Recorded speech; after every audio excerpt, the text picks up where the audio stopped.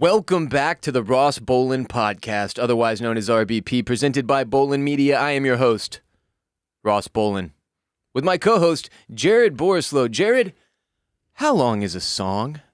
Like, what's the minimum length a piece of music has to be for it to be a song? So I think that is subjective, but I did a little digging. And it's subjective, is it? It is, I believe. Okay. Strong take. You did some digging, though. I did. What'd you dig up, Borislow? Y'all are diggers. So the shortest, true, actually. It's a good point. My brother is an anthropology major. Check out the Borislow Zone on Patreon and learn all about that. /Ross Bolen podcast. Go ahead, Jared. The shortest number one hit of all time is 1 minute and 37 seconds long. It's called Stay, and it's by Maurice Williams and the Zodiacs, released in 1959. 1.5 minutes. 1.5 minutes long. Number one hit? Yes. I don't know about that, man. Here's the reason I ask before you get further into it. There's a new J. Cole single. You're familiar with J. Cole. Jermaine Cole. Mm-hmm. He's a rapper. And it's incredible. It's also like 1 minute long. And I'm just kind of like, does this even fucking count? You know? Yeah. So continue. You dug. I did. And I understand your hesitance because, like, you're like, any slapdick could probably put out, like, 45 seconds of audio, right? Like, yeah, it just feels like a little bit of a tease. You know, like, this isn't a song or a single. It's a jingle. J. Cole dropped a little jingle. That's all. So the shortest number one hit that is what I would call a famous bop that most people have heard would be the Beatles' From Me to You, which clocks in at 1 minute 56. Damn, see, and it's just like, it's kind of a cheap shot, because it's like, here's the thing. You're J. Cole. You're the Beatles. I know you're capable of a normal length piece of music. Yeah. Why are you hitting us with a jingle? And like in the case of J. Cole, and I'm sure with the Beatles song, like a fire jingle to be sure, but J. Cole, he starts rapping at the 44-second mark. So 44 seconds of time pass on the track, then he starts rapping. He's done by 1 minute and 42 seconds, dude. That's under 1 minute of actual bars before an additional 28 seconds of talking over the beat in non-musical fashion. Imagine if today we're like 5 minutes into the show, Jared and I just absolutely rolling, everyone in the audience is crying, laughing, and throwing money at us, and 10 minutes in, I'm like, all right, good show, peace, instead of doing the usual hour. That's J. Cole's new single, Interlude. So, fun fact, if you think that's a short song, the shortest commercially released song ever is Napalm Death's song, You Suffer. Guess how long it clocks in at, Ross? 16 seconds. 1.316 seconds. That doesn't, what? It is a commercially released song. And yes, the YouTube comments on it are hilarious. I have handpicked a few. This is a sub 2 second song, sub 2 second YouTube video. Here are some of the best comments. One said, only got halfway. Gonna watch the rest tomorrow. One said, I once waited for an hour to hear them perform this song at a gig, but sneezed at just the wrong moment and missed it. Another one says, that solo at 0.075 seconds. And then my favorite one, I had to watch a 30-second ad before this. Frank Ocean, over my shoulder here, is absolutely disgusted. Like Pyramids, one of my favorite songs of his, is 9 minutes and 54 seconds long. Oh my God. Like, that's how you deliver. That's team content. The jingle is not team content. And whatever that was, that's just weird. 50.4, what? How long was it? 1.316 seconds. That's madness. Napalm Death's You Suffer. That's madness. J. Cole, by the way, this song is titled Interlude, but there's a space between every letter in the word. This man refuses to make easily searchable song titles. It is the opposite, Jared, of effective SEO, which you know, search engine optimization. Him and Bon Iver literally don't want you to be able to find their music. Like, the man put a space between every letter in the word interlude. Bon Iver is putting out music that's like...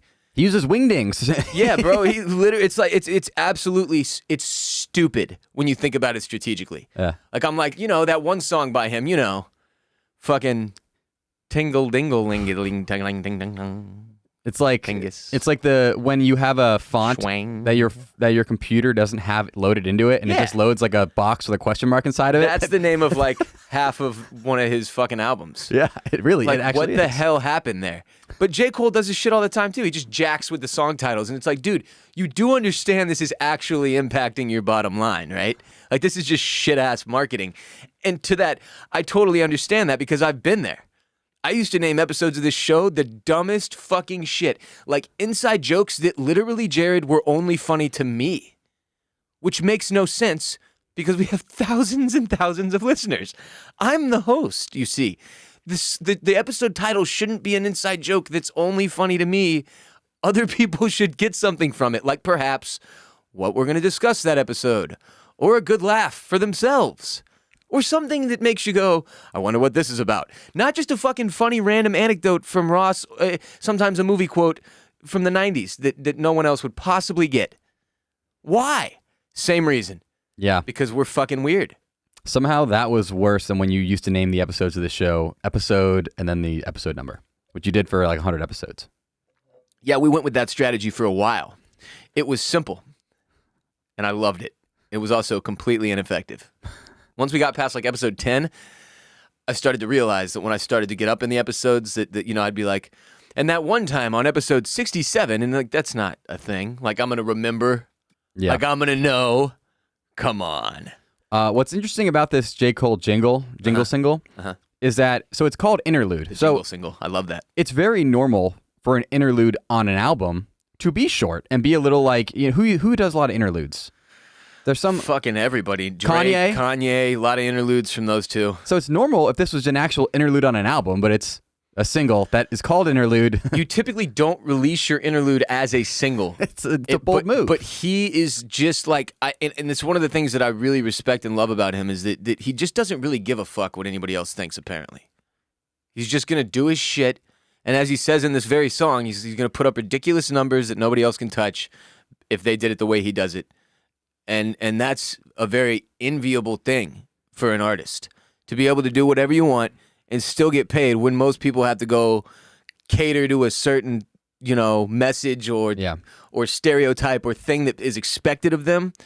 And this dude drops songs with spaces between the letters. Like, for shits and gigs, he dropped the interlude of his fucking album as a single just to be cocky with it.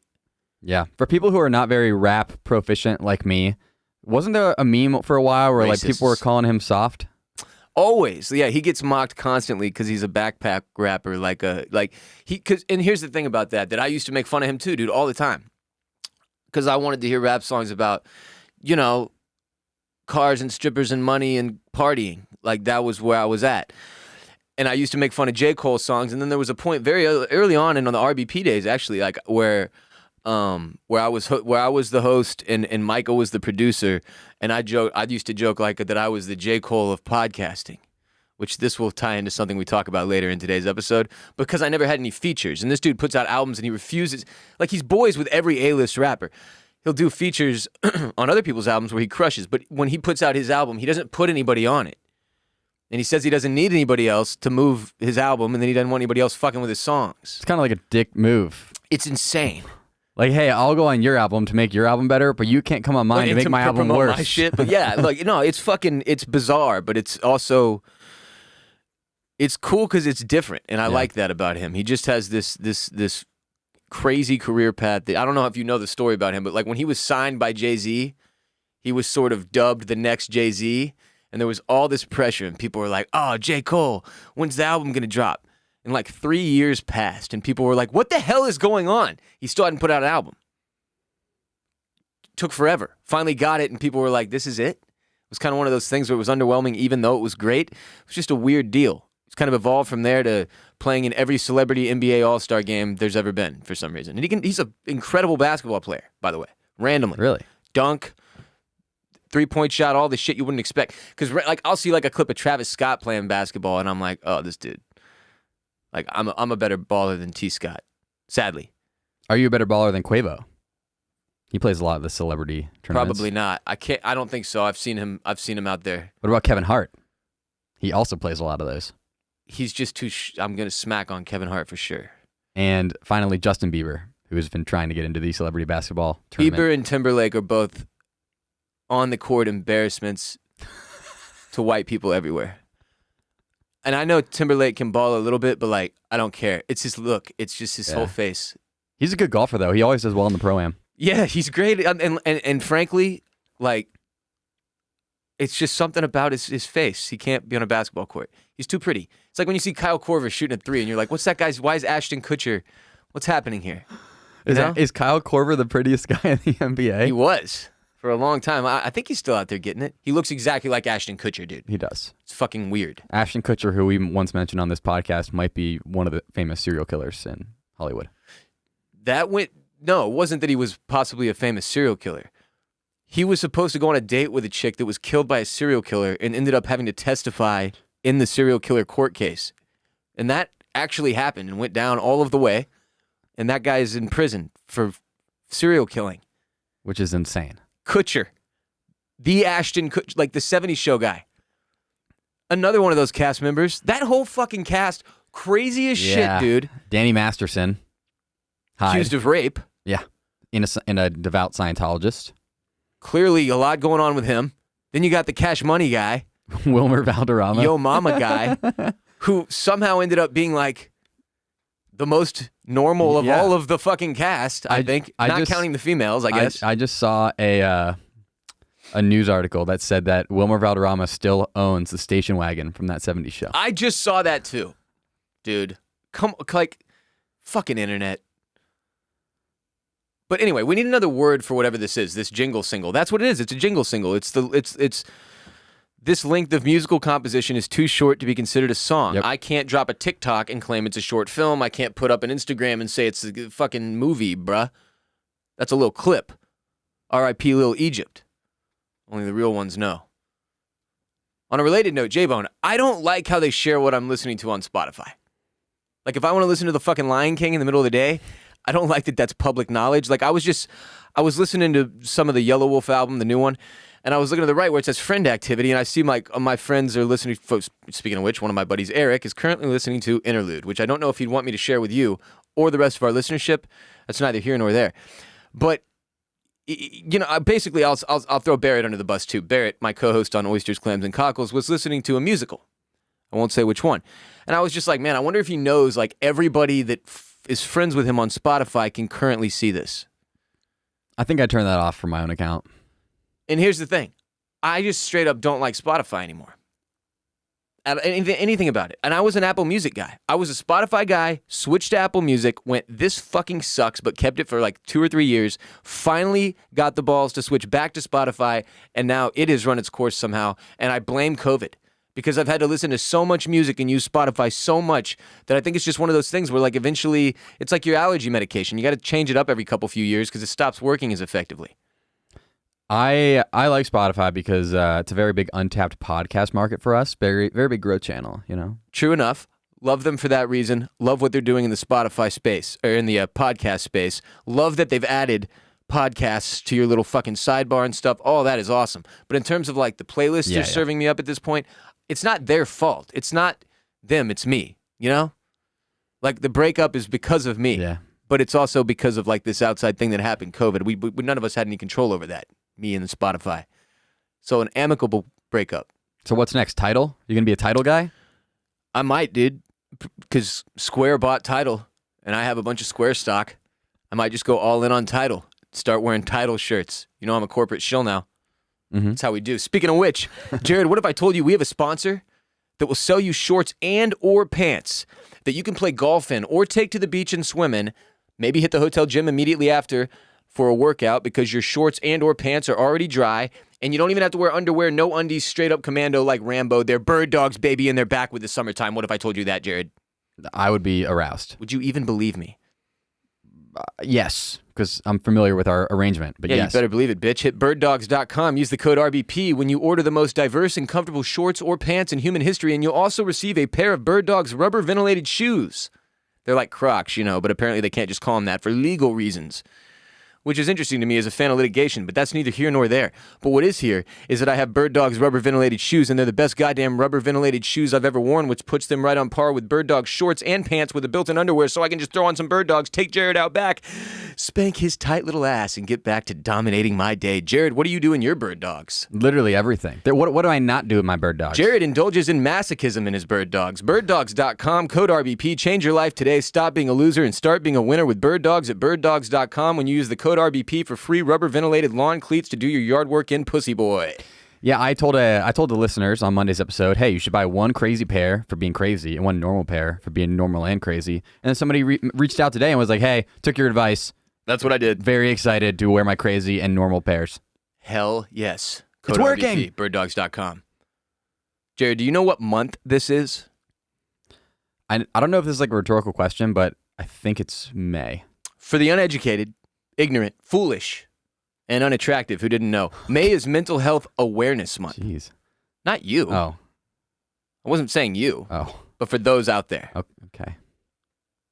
Mental Health Awareness Month, also referred to as Mental Health Month, has been observed in May in the United States, Jared, since 1949, according to Wikipedia, which is the world's free encyclopedia. 1949.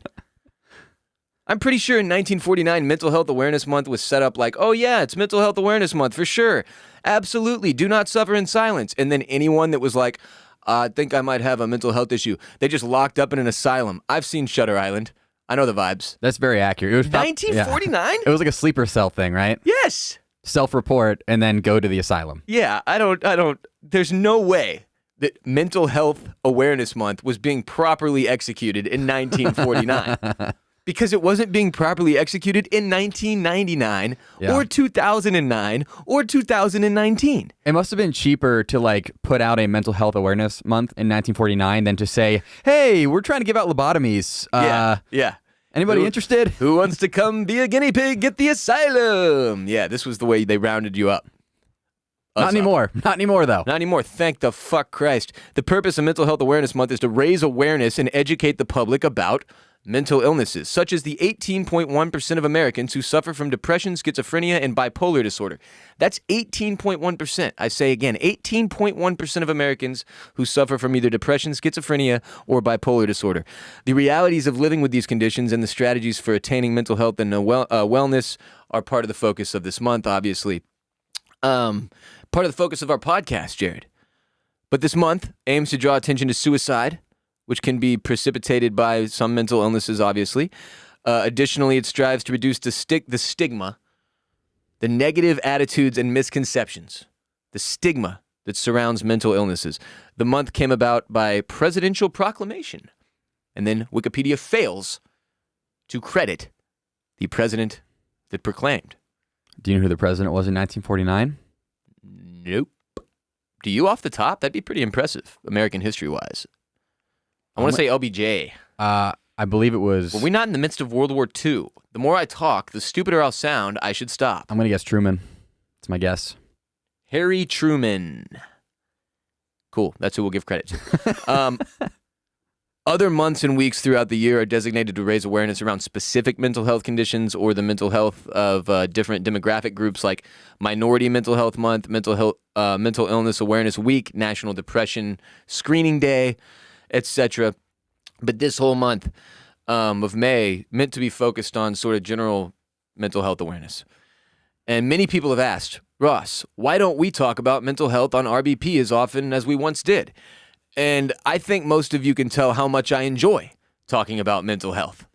But frankly, I don't want suffering from mental health issues to be a prerequisite to enjoying this podcast. And the point was always comedy first, and then using the pod to engage on more serious topics like mental health and social issues on occasion. So we will still talk mental health on the Monday, Wednesday show on occasion, just not as frequently as we used to. It's still a very important part of what we do here. It just can't be so heavy that it's a turnoff for anyone who isn't dealing with depression or anxiety or whatever. And so if you're asking, well, where can I hear more takes and read more takes on mental health from Ross? Jared, there's a place. There is. A place where the salmon flows like wine and instinctively swim like the Capistrano. I blew the Dumb and Dumber quote, but that's not the point. You know where I won't blow the Dumb and Dumber quote?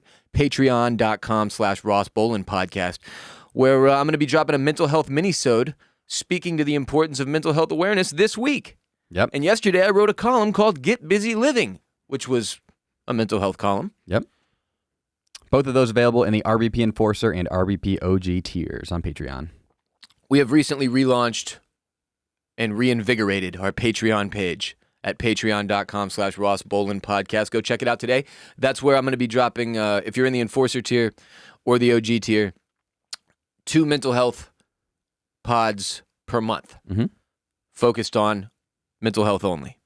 So if you want more mental health talk as well as the columns, you're going to get that on patreon.com/Ross Bolen podcast. And of course, when it is appropriate, we will still be mixing in discussions like today's here and there on our regularly scheduled Monday, Wednesday show. So if you struggle with anxiety, depression, substance abuse, addiction, panic disorder, or any mental health challenge that is impacting your day-to-day ability to obtain happiness, make this May the month you finally take positive steps to giving yourself the help you need. Be open with family and friends. Show yourself grace and kindness. That's one of the things that's hardest for me. And if you're fortunate enough to consider yourself mental health struggle free, you freaking unicorn, then reach out to those around you who you know are struggling this month. It's not always who you'd expect. Sometimes the person you'd think would have the most friends and people around them is actually lonely as fuck, and hearing from you would make their entire day.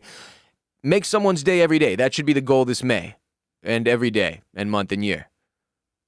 I feel more aware of mental health, Jared. Do you? I feel very aware. This month is working. It's working. Speaking of mental health, this episode of RBP is also brought to you by Gravity Blanket. We only bring you the best sponsors on this show with products we actually use.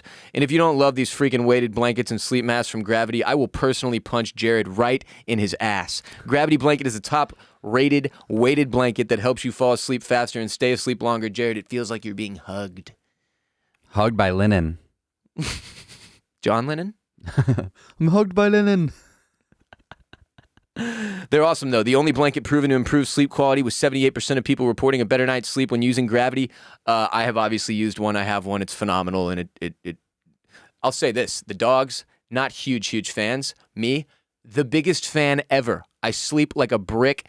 It's like I'm a tosser and turner when I sleep. This thing gives you this like added level of comfort and helps with like the anxiety that I experience at night, to where, you know, you don't move, man. I wake up where I went to bed, intact. It's amazing, and rested. It's the only blanket proven to improve sleep quality. Very, very good for anxiety. A lot of people love to use weighted blankets to help with anxiety because, like Russ said, it makes you feel like you're being hugged. It makes you feel just like kind of encapsulated. You know? Speaking to the dogs, they love those little thunder jackets. It's the same exact type of thing, right? By the way, it's not just weighted blankets. They have an incredible lineup of sleep products, including weighted eye masks and weighted robes. Shouts to the Year of the Robe, designed to give you a perfect night's rest. Promote a deeper, more restorative sleep while decreasing your body's production of stress hormones with these weighted blankets. Now available in a special technical cooling fabric, as well as 100% cotton for the summer. If you were like, I don't know, man, I live in freaking Texas. Yeah, so do I. Get one of the ones that's built for the summer. May is Mental Health Awareness Month. Approximately 60% of users reported Gravity helped reduce overall levels of stress. So for the month of May, they're donating $10 for every blanket sold to the Brain and Behavior Research Foundation. Gravity Blanket, the only weighted blanket scientifically studied and proven to improve sleep quality and reduce stress. Go to gravityblankets.com. Check out the weighted blankets, weighted sleep masks, and weighted robes. Use promo code ROSS to get 15% off at checkout off your purchase. That's gravityblankets.com, code ROSS, 15% off the blanket that everyone's talking about. Next segment. LinkedIn influencers are heroes.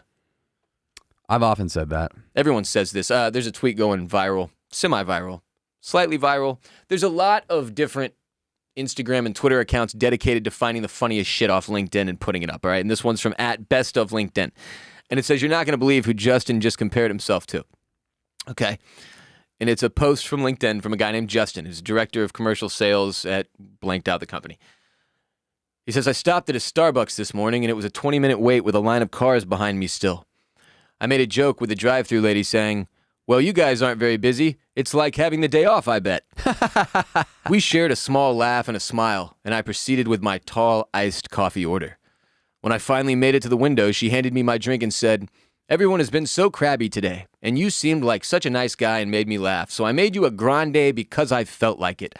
Oh, by the way, here's a free pumpkin loaf on me as well. I thanked her and told her that people just need to chill sometimes, which is the exact advice I received recently from a person I'd consider a mentor of mine. Michael Jordan said that every game there was someone that had never seen him play before, so he owed it to them to give it his all every second of every game. The reason I'm sharing this is because I will probably never see this woman again, just like Jordan will never meet that kid that never saw him play. but the interactions you have and way you carry yourself at work, the gym, the restaurant, home, etc., can impact someone's day in a way that you've never imagined. Whatever you do, do it with a smile on your face and with positive intent. That's Justin, Director of Commercial Sales. Ross? Please clap. I honestly can relate to this guy on a high level. I have called myself the James Harden of podcasting, and I stand by that comparison. Tried a few different partners, switched franchises, no ring, but clearly an all-time great. Flawless facial hair, fake teeth. Jared, which professional athlete would you say you've most lived your life like at this point? Probably none because I'm a NARP. Oh. But I would like to say that I've lived similar to Pete Weber, bowling legend.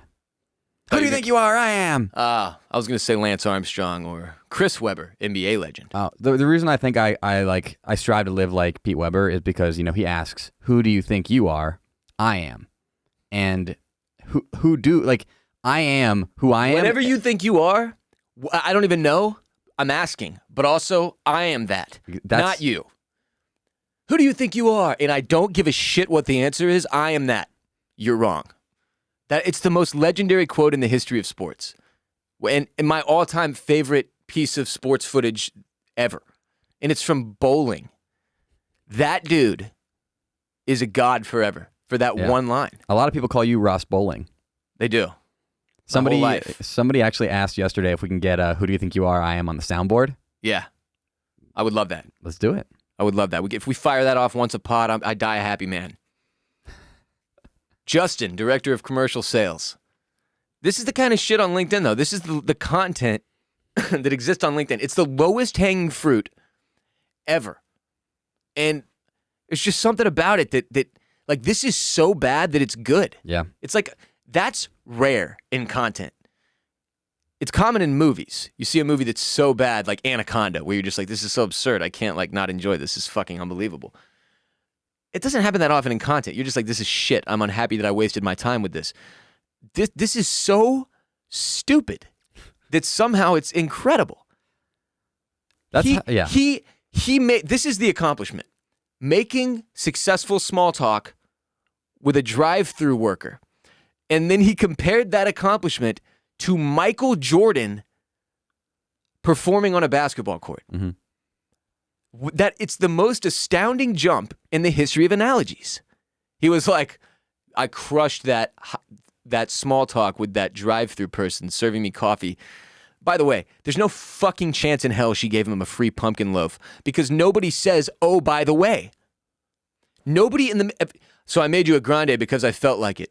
Oh, by the way, here's a free pumpkin loaf on me as well. But maybe because the Starbucks people are fucking quirky, they might talk like that. They use the word crabby. Come on, how old is this person? My mom says crabby.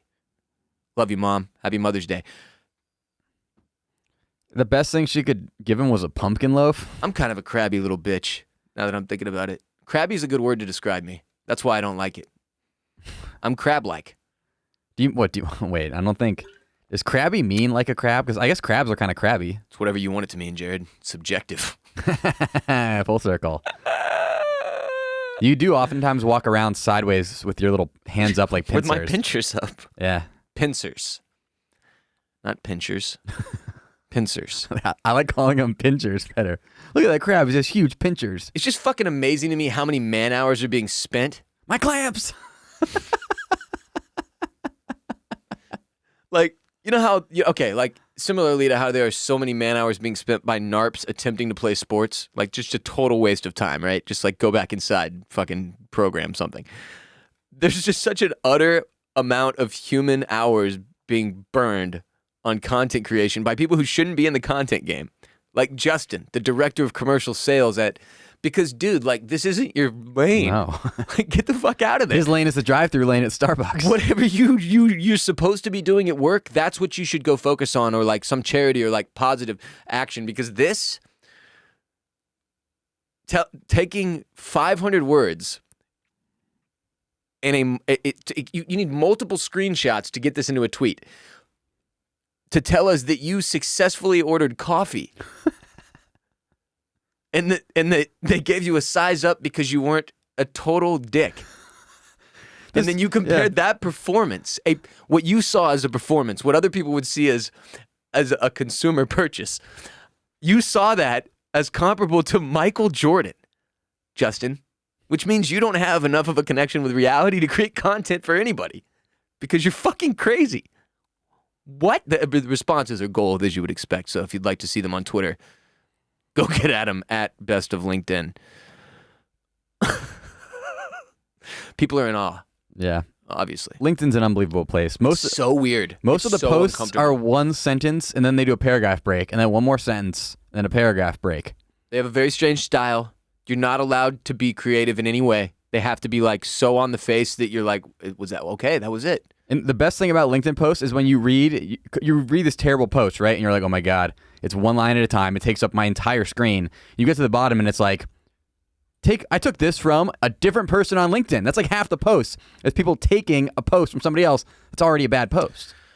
I understand that there are people in corporate America and the world of the corporate world who have to operate in the realms of LinkedIn. And I just want to say that it is like 60% of the reason that I strive to make sure that I could work for myself one day so that I wouldn't have to worry about LinkedIn anymore.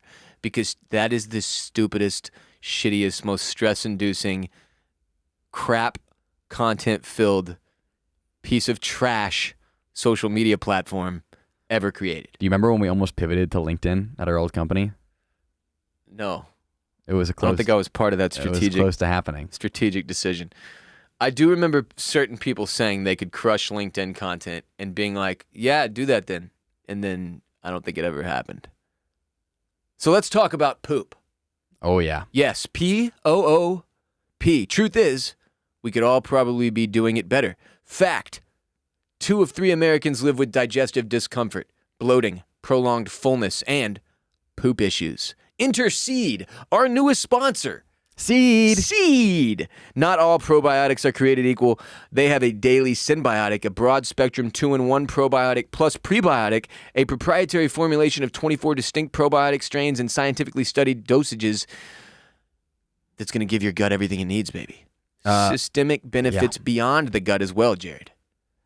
We had an intro call with this company, and it was unbelievable. The amount of information that the guy who works for the company told us about the product, about poop. This guy knew his stuff. No one knows poop like them. No one. It was unbelievable. No one. Seed. Proprietarily engineered 2-in-1 capsule that protects probiotics through digestion to ensure delivery to the colon. What does the daily symbiotic do for you, you might be asking? It supports benefits in and beyond the gut, including gastrointestinal GI function, skin health, heart health, gut immune function, gut barrier integrity, and micronutrient synthesis of vitamins B9 and B12. Many see improvements in digestion within 24 to 48 hours. That's how quickly Seed can help, which can include bowel movement regularity and eased bloating. Bloating sucks, dude. There's nothing worse than enjoying a wonderful meal and then being incredibly uncomfortable. And you look down and you're like, oh, I'm pregnant now. And you're just bloating. Bloated boy. Don't like that. That's where Seed can help. Start a new healthy habit today. Visit seed.com/Ross. Use the code Ross to redeem 20% off your first month of Seed's Daily Symbiotic. That's seed.com/Ross. And use the code Ross. 20% off your first month of Seed's Daily Symbiotic. Big news, Jared, in the entertainment sector. As Ellen DeGeneres is ending her daytime talk show. It is ending in 2022. What a fall from grace Ellen had, because everybody loved Ellen. Ellen was one of the most beloved people on television and entertainers in America, and then it comes out, Ellen's kind of a jerk. This is the second fall from grace Ellen has had. In fact, let's go to The Hollywood Reporter. Ellen DeGeneres is signing off. Daytime's most recognizable face has decided her upcoming season, the show's 19th, will be the last. The decision, which fell to DeGeneres, of course, I don't know why they had to put that in there, is said to have been several years in the making. She informed her staff May 11th and will sit down with longtime pal and daytime predecessor Oprah Winfrey to discuss the news on Ellen's May 13th show. Quote from Ellen, "When you're a creative person, you constantly need to be challenged.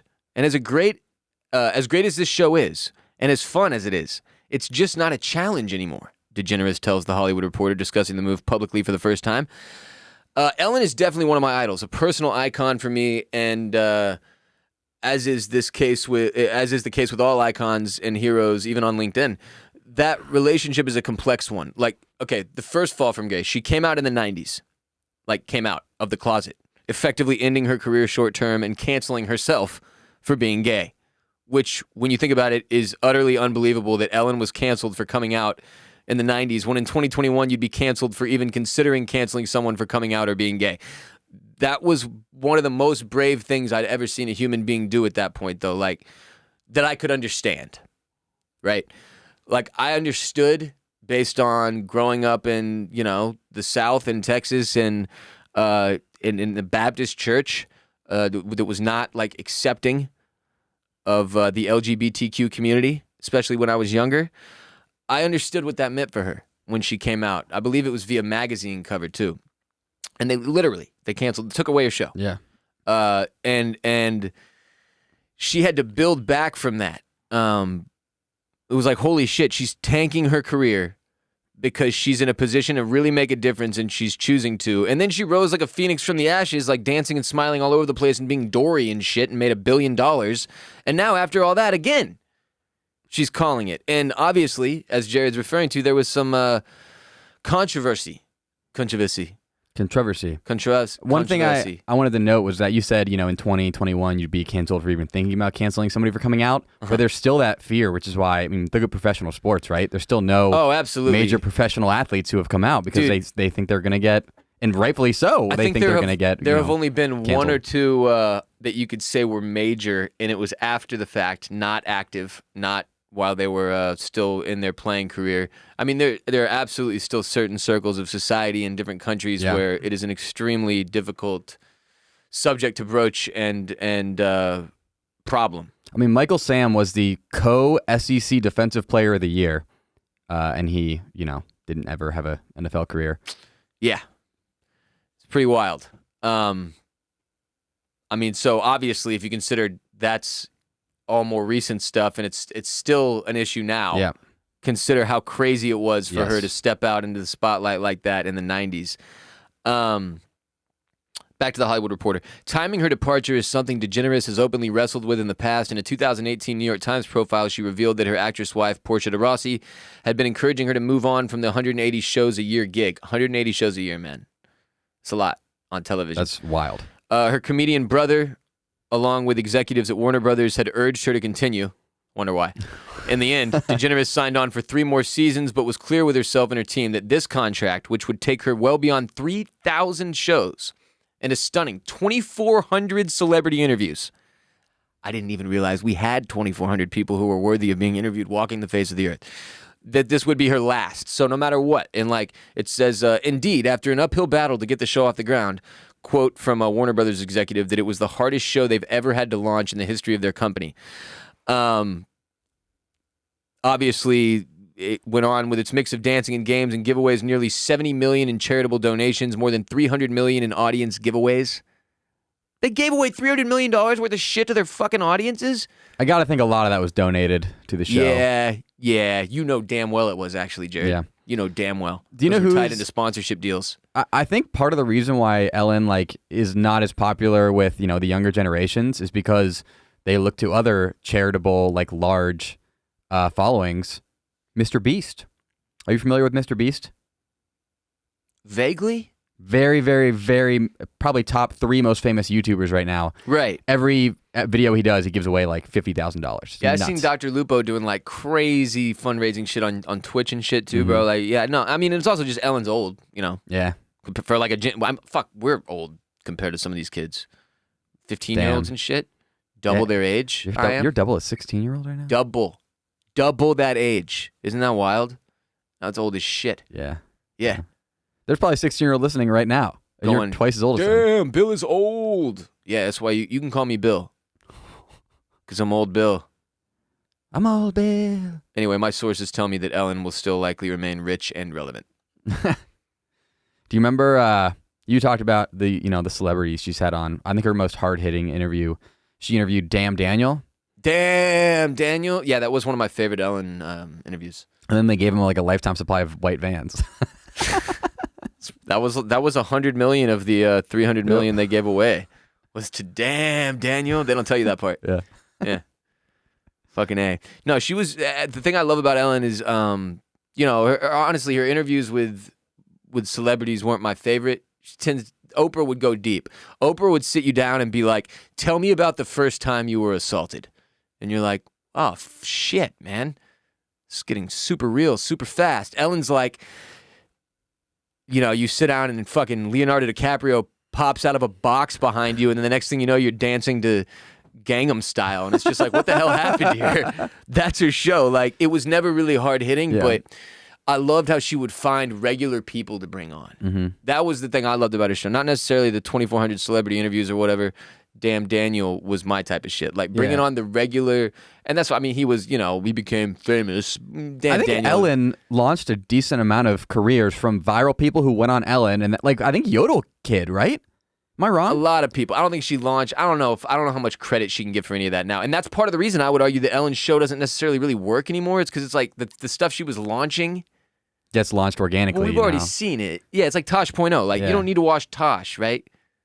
Like, because that clip went viral 4.5 months ago, and his new season just dropped. Like, it's just this. It's a weird spot now for them. But I don't know, man. I love Ellen. I love Finding Nemo and Dory. I get that she came off as like a little bit of a prick with the whole way her organization was being run or whatever. I don't really care. It's too impossible to know how much of that shit is real. The reality of the situation versus people. Entertainment is a difficult industry. It just people's feelings get hurt and shit. Who the fuck knows what actually went down in there? I would have to sit her down and look her in the eye, Ellen. I'm willing to do this if you are, and say, "Were you shitty to your people? Like, were you shitty?" And then see what her answer was. What if her answer was yes? Then would you? I'd be like, well, how shitty? And then I'd decide. Yeah. Ellen, I'd judge her. Open invitation. Open invitation. Not only have a third chair, it's open right there. That's for Ellen. I didn't tell Jared this, but when we got 3 chairs in the room and he was like, "What the fuck's with this other chair?" That's for Ellen. Huh? Will we move the dog bed that's currently sitting on it for Ellen, or is she gonna have to sit on that? Nah, I'm gonna move that. That's just for when she's not here, so that the dogs can use it. Okay. It's the dogs / Ellen Degeneres chair. This episode of RBP is brought to you by Felix Gray, the greatest glasses company in the world. I've got 2 pairs above my head on the bookshelf right here for you to see. My 2 pairs, my clear Faraday frames, and I've got some Nash frames there for you to see too. My favorite Felix Gray frames, the Nash frames as well. They're amazing. I have a pair on my face every single night. I've been wearing glasses since I was 12. These aren't just any glasses. They're special blue light glasses that protect your eyes from all the bad things that screens bring. Obviously, Jared's screens, we can't live without them, but they're burning our fucking eyes out day by day, hour by hour, minute by minute, and that's where Felix Gray steps in and saves all of our fucking lives. Ross, I have 1, 2, 3, 4, 5, 6 screens in front of me right now. Too many screens. Way burning too many. Blue light. Just straight through your freaking eyes. Mm-hmm. And there are a lot of blue light glasses on the market as a result, but to lump them all together is like lumping Honda Civics and Teslas together as cars. Most clear blue light lenses filter 2 to 3% of blue light from screens. Felix Gray filters 15 times more. Finally, a pair of glasses designed for the 21st century. Join the over 250,000 people that report noticeable relief from screen time with their glasses. Go to felixgrayglasses.com/RBP to shop glasses that work as hard as you do. That's FELIXGRAY glasses.com/RBP. Free shipping, free exchanges, 30-day money-back guarantee. FelixGrayGlasses.com/RBP. FelixGrayGlasses.com/RBP. All right.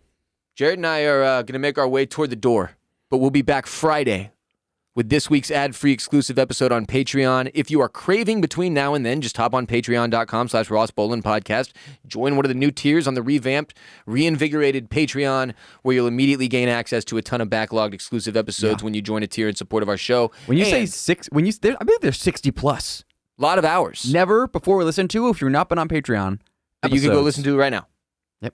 Get in there. That's a lot. And when we reach 10,000 patrons on Patreon, I am getting the Slim Thug Houston tattoo across my back from shoulder to shoulder. It just says Houston in huge letters. I asked Ross probably 3 times now. I said, "Hey, like, Are you is that a serious? joke?" Like, No, it's not a joke. he's actually going to. If we hit 10,000, I will do it for real. For real, for real. Thank you to everyone for the support on Patreon. We already actually recorded this week's Patreon episode since Jared is rolling out for a bachelor party, so it will be available at 12:01 a.m. Central Time on Friday morning, and it is a good one. Speaking We're of bachelor excited parties, for you to hear it. Speaking of bachelor parties, Speaking about them, we speak about them on the Patreon episode. Wait, did we? yes. Is that what you're getting me to tell? Monday's episode. Show? Monday's episode. That was Monday's show. And the Patreon episode. Both? Wow. Double the flavor, double the fun. Now we are doing a gum ad for, not going to say it even. Nope, not paying us. We sell gum, bitch. Hand us the bag. Getquip.com/RBP. We do sell gum. We do sell gum. Delicious gum. Good for your teeth. Quip gum. Good for the teeth. Great for the soul. My clamps. But seriously, we've seen all y'all, a lot of people flooding back to Patreon. There was a point where we had over 1,500 patrons on Patreon, and it is the financial backbone of the entire operation of Bolen Media. And when I say that, I'm not exaggerating. It really is. It's very, very important that we get that number back to where we had it, and then far above it, hopefully, which is why I'm willing to get Slim Thug's Houston tattoo across my back, because it is the backbone of everything we do here at Bolen Media, and we very much appreciate everybody we've seen flooding back in there to give us some support and enjoy the new content. Like I said during our mental health discussion earlier, I dropped a new column on there. I've got a mental health focused episode coming soon, and the new tiers are awesome. Yes. We're working on merch for you guys. We've also got a new logo in the works for the show, which I'm excited to share some potential versions of with people on Patreon at that point when we're ready. So yeah, it's a great community of people helping people. The momentum right now on Patreon is insane. Beautiful. We are, today, we're probably going to hit 900 people patrons. getting back up there. We were down to like 720 or something. So man. insane momentum It right was now. getting sad in there. It was, and now was. it's extremely, extremely happy. And shouts to It's everybody. exuberant. Shouts to everybody who's been along for the ride the whole time and Yeah, never, seriously. never left. If you've been there since day one, I most likely know who you are, and I very much appreciate you. And you know, if we see each other in public anytime beyond 2022, I will hug you. At that point, I feel like we'll all be safe, Yeah. or so fucked that we can all just hug and screw it. Mm-hmm. Because COVID-23 will be out at that point. It's the trilogy, Technically, the COVID. quadrilogy. If it's 2022, it would be COVID 22 because the 22 is the year. COVID-19 was 2019. Is that really why they called it that? Mm-hmm. It wasn't because of the amount of COVIDs we've had? Nope, it's the year. Kellyanne Conway, I believe, famously got that wrong on television. You know how I like to end my podcast? With a clear line of connection between me and Kellyanne Conway. That's my favorite way to end the show, actually. I really love doing that. We do that every episode on patreon.com/Ross Bolen podcast, where you can go now, join a tier, minimum pledge of $5 to support the show each and every month. It's up to you, though, how much you want to do. We've got the $10 tier for the enforcers with the mental health talks and all kinds of other great stuff, as well as the OGs who, of course, get everything. Go to patreon.com/Ross Bolen podcast today. We appreciate you so much. Thank you for the support. It means everything, and it is the reason we get to do our show. Thank you. I don't know. That's all I got. Follow us on TikTok at the Ross Bolen podcast, where TikTok randomly decides to remove videos that are about certain random shit. I don't know. We were able to do one about smoking tobacco bongs, but then they didn't like one where we were talking about 50 Shades of Grey. 50 Shades of Grey. They're a bunch of prudes at TikTok. That's what it seems like. But then as Jared and I were discussing, like their entire platform is just a segue to pornography, so it doesn't really make sense. TikTok, though, at the Ross Bolen podcast. Instagram at the Ross Bolen podcast. Twitter at Ross Bolen pod. Follow Jared at Jared Borslow on twitch.tv/SirJBone. Mm-hmm. And I am at WR Bolen everywhere except for Twitch, where I'm twitch.tv/BossRollin. Be back Friday. Patreon.com/Ross Bolen podcast. Be back Monday right here on Apple Podcasts, Spotify, YouTube, and the like. Thank you. Have a great rest of your week. See you on Patreon. Peace be with you. J-Bone. J-Bone.